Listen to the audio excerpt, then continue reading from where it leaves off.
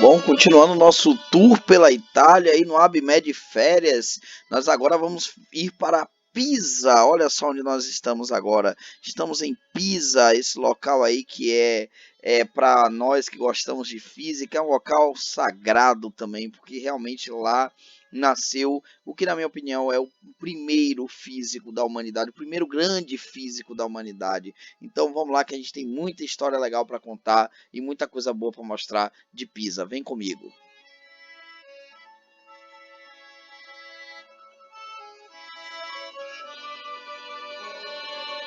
Regionale 11-7-5-7-2 Siena. With scheduled departure O at Galileu ensinou geometria, astronomia, física. Regionale 30, Então estamos indo para lá agora. Estou bem animado para conhecer a Torre de Pisa. Vou contar algumas curiosidades interessantes aí em relação a isso já já. 34. Pisa, ela fica a mais ou menos 20 minutos, 15, 20 minutos de Florença. Então é muito perto, né? Vale muito a pena. Você pega um trem, aqui tudo é de trem, tudo você anda muito bem de trem aqui, não tem dificuldade nenhuma em fazer isso. Então é rapidinho, já já a gente deve estar chegando lá. E aqui nós estamos vendo a universidade que Galileu estudou medicina. Para quem não sabe, o pai de Galileu queria que ele fosse médico e ele estudou nessa universidade aqui. O nome é Universidade degli Studi Rettorato. Então tá aqui a universidade que Galileu estudou medicina, né? Cada vez mais próximo então da famosa Torre de Pisa, onde Galileu, rezam lendas, né? Porque até hoje não se sabe se isso foi realmente verdade. O que se especula inclusive é que não foi verdade. Galileu não fez o experimento de ter subido a torre e ao mesmo tempo jogado dois corpos de massa diferentes e ter observado que eles chegariam ao mesmo tempo no solo. Então essa é a torre, lindíssima, lindíssima a Torre de Pisa. Ela é realmente torta, é uma torre que nitidamente ela parece que vai cair. Daqui não dá para ver tão bem que ela é torta, mas quando a gente vai chegando de frente a ela, a gente vai percebendo que ela realmente é torta. E nós vamos tentar subir a torre, né? Vamos tentar subir a torre e falar melhor do experimento de Galileu nessa torre. Só para dar para vocês uma visão geral da torre, onde a torre fica, ela fica nessa praça, é uma praça distante do centro de Pisa. Tem uma igreja bem bonita, que é essa igreja que estou mostrando aqui para vocês. É uma igreja bem bacana. E aqui é a torre, né? A torre aqui no alto do seu esplendor. E agora, né? A gente vai falar um pouco de Galileu, olhando aqui a Torre de Pisa, né? Onde tudo começou aí, os experimentos de Galileu, etc. Na verdade, naquela época não se existia cronômetro, então não tinha como Galileu precisar que dois corpos de massas diferentes chegavam ao chão ao mesmo tempo. Não dava para precisar isso aí, porque não existia cronômetro na época. O que Galileu, na verdade, observou, e isso parece que foi uma coisa mais intuitiva do que qualquer outra coisa, é que os corpos, eles descem acelerados por uma mesma aceleração, que somente anos mais tarde Newton iria descobrir e nomear essa aceleração como a aceleração da gravidade, né? Então a aceleração, Galileu sabia que os corpos faziam um movimento acelerado quando eram soltos do topo de uma torre como essa, por exemplo. Isso foi uma coisa, repito, intuitiva. A mente dele praticamente supôs. Isso foi uma suposição, porque não existia cronômetro. O máximo que se tinha na época era um relógio de pêndulo, e ele fez essa suposição. Os experimentos de Galileu, largando objetos de pesos diferentes, foram feitos em laboratório, né? Não foram feitos nessa torre. Reza a lenda que foram nessa torre, mas isso, como eu volto a dizer, é uma suposição. Agora eu pretendo subir a torre. Eu tô bem cansado, não me parece ter... Eu tô vendo pessoas subindo ali de escada, então não me parece ter elevador dentro dela, o que era esperado, né? Eu vou subir essa torre aqui num ritmo rápido, porque ainda tenho coisa para fazer aqui, mas pretendo chegar lá em cima. Queria muito poder jogar dois corpos cronometrar a queda deles e provar a teoria de Galileu, que na época ele não pôde, só com Newton, só Newton conseguiu fazer isso. Aliás, Newton que inclusive nasceu no ano que Galileu morreu. Então, o ano de morte de Galileu foi o ano de nascimento de Newton, né? Um ano muito importante para a física. Se eu não me engano, foi 1642 esse ano, se eu não me engano. Vamos lá agora, vou topar aí o desafio de subir a torre. Vamos ver aí até quantos andares são. Como eu falei para vocês, de escada, né? A gente vai subir agora essa torre aí e vai lá em cima a gente vai explanar um pouco mais das obras de Galileu. Vamos lá, vem comigo aí.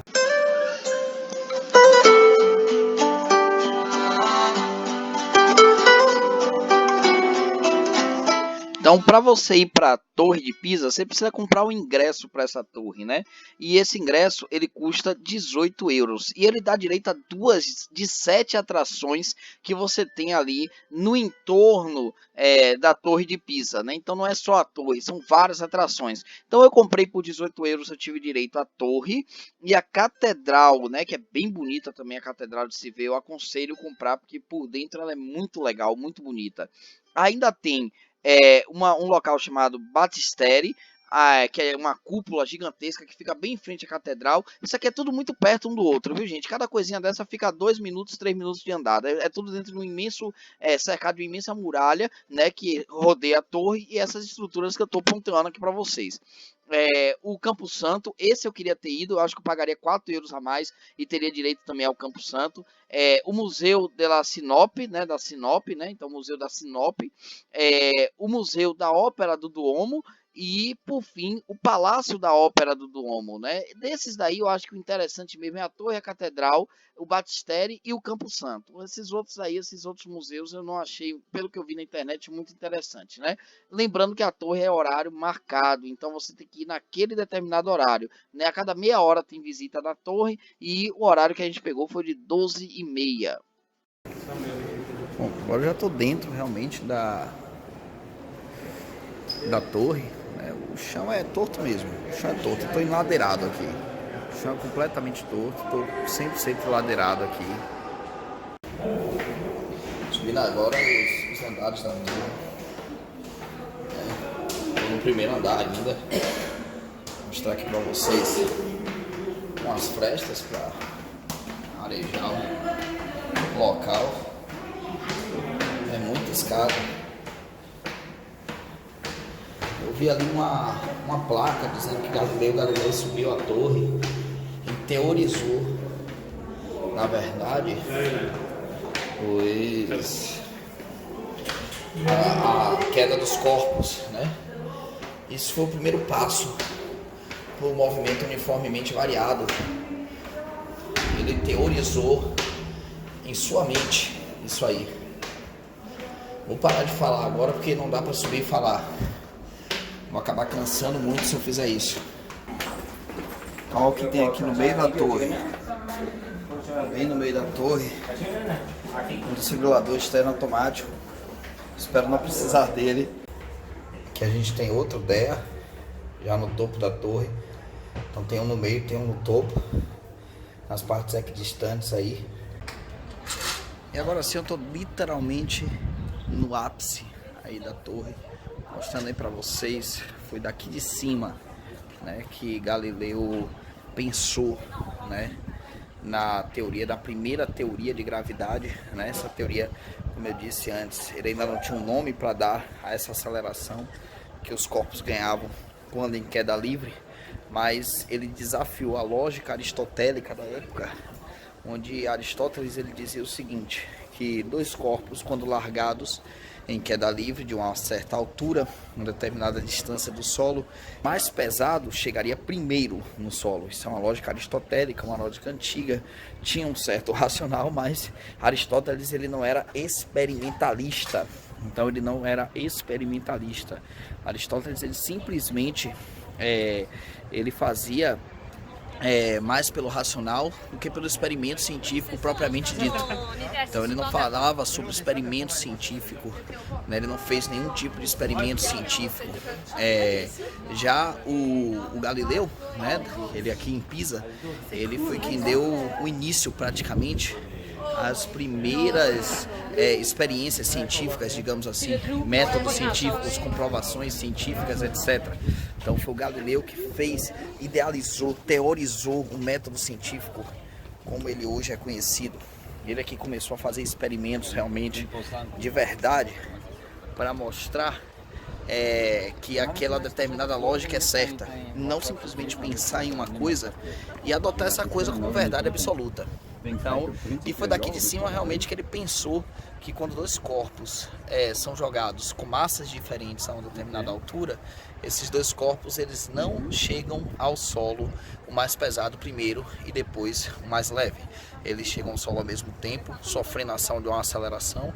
A aceleração essa que ele não soube dizer o nome dessa aceleração, mas que anos depois Newton colocou essa aceleração aí como aceleração da gravidade, né? Então, através da teoria gravitacional dos corpos, é uma das obras mais importantes de Newton, essa teoria. Então aqui vocês estão vendo a capa, né, da obra que talvez seja a maior obra de Galileu para a física, a maior contribuição de Galileu para a física, que se intitula Discursos e Demonstrações Matemáticas acerca de duas novas ciências a respeito da mecânica e dos movimentos locais, onde nessa obra nós podemos encontrar, por exemplo, anotações como essa, né, do próprio Galileu, onde Galileu estudava movimentos pendulares. Percebam que ele coloca aqui dois corpos de mesma massa com um tamanho de pêndulo diferente do outro, e ele já tinha noção de que nos ápices da altura do movimento pendular a velocidade era nula, na perpendicular do movimento pendular a velocidade ela era máxima do pêndulo. Então assim, ele já fazia cálculos, né, através desse tipo de demonstração. Trabalhava também muito com plano inclinado, né? Então, aliás, foi através de planos inclinados que Galileu tentou colocar à prova a sua teoria, que ele foi pensada lá na torre, né? Que dois corpos de massa diferentes chegam sim ao mesmo tempo no chão quando largados, né? Então ele largava corpos de massas diferentes em plano inclinado, com alturas diferentes para medir, e media tudo isso aí. Dizem alguns relatos, né, que na época não existia cronômetro, e dizem que para ser o mais preciso possível, o Galileu utilizava a pulsação. Então ele utilizava o pulso para medir esse tempo, né, de descida dos corpos no plano inclinado, etc. Então imagine que para quem quer fazer ciência mesmo, não existe limite, né? Então não existe o cronômetro, o cara utilizava o pulso. Então assim, para quem quer, não tem limite. Galileu era um homem muito à frente do seu tempo. E Newton só pensa nessa teoria, né, nessa teoria gravitacional, muito tempo após, né? Como eu disse anteriormente, Newton nasceu no ano da morte de Galileu, então demorou aí mais uns 30 anos, aí mais ou menos, após a morte de Galileu, na transição do século 17 para o século 18, para Newton realmente pensar na teoria gravitacional, falar sobre a aceleração da gravidade, falar que todos os corpos possuem um campo, uma força gravitacional, e que a massa, na verdade, ela vai determinar a energia com que o corpo chega no chão e não o tempo. Mas o Newton ele descobriu também que os corpos eles tinham um campo gravitacional próprio, né? Então existia um campo gravitacional próprio entre os corpos, mas que obviamente o de maior massa ele exerceria maior gravidade sobre o outro corpo. Portanto, todos os corpos sofrem a gravidade da Terra e não ao contrário, porque a Terra tem maior massa do que qualquer outro corpo, né? Mas o Newton é quem teoriza isso aí. De modo que dois corpos, quando lançados a uma determinada altura, eles chegam no solo ao mesmo tempo, porque eles são acelerados pela mesma aceleração, que é a aceleração da gravidade. Esse modelo experimental no vácuo, ele é perfeito, ou seja, no vácuo, ou menosprezando a resistência do ar, dois corpos, quando lançados, caem ao mesmo tempo realmente no chão, independente de suas massas. Mas o que é mais interessante disso tudo é que o Galileu ele não conseguiu pensar em que aceleração é essa, e ele não conseguiu pensar também na energia potencial desses corpos, né? Então o que acontece na verdade é o que? Quando um corpo ele é lançado, o de maior massa, ele chega ao solo com maior energia potencial, então ele tem mais energia. Então os tempos são iguais quando dois corpos são lançados, porém a energia potencial é maior no que tem maior massa. Então, somente anos mais tarde, tudo aquilo que Galileu postulou e elucubrou ali, Newton conseguiu provar, né, através da frase matéria atrai matéria, na razão direta dos produtos das massas e inversa ao quadrado da distância. Sendo assim, ele fez então a lei da gravitação universal, que é essa daí, né, e a representação física dessa lei são dois corpos, né, que se atraem, como Newton provou, todo o corpo tem um campo gravitacional ao redor de si que atrai outro corpo, né? E a força que une, que atrai esses dois corpos, né? Ela é dada pela multiplicação aí da massa desses dois corpos vezes uma constante que Newton conseguiu calcular, que é a constante de gravitação universal, dividido pelo quadrado da distância entre os centros de massa desses dois corpos. Gostaria muito de pegar aí dois corpos, um de 100 gramas, outro de 10 gramas, e jogar daqui, cronometrar o tempo que esses dois corpos chegariam ao solo, né? Fazer essa experiência que supostamente Galileu fez, que é uma das experiências mais famosas da física, que a gente não sabe nem se ocorreu realmente. Como eu disse, a lógica é que ela não tenha ocorrido, né? Os historiadores falam que ela não ocorreu, que ele apenas teorizou isso aqui em cima, teorizou que seria essa aceleração que aceleraria aí ambos os corpos, fazendo-os chegar ao mesmo tempo no solo. Mas eu gostaria muito de fazer essa experiência. Óbvio que não deixaram, né? Não iam deixar mesmo, não faz sentido.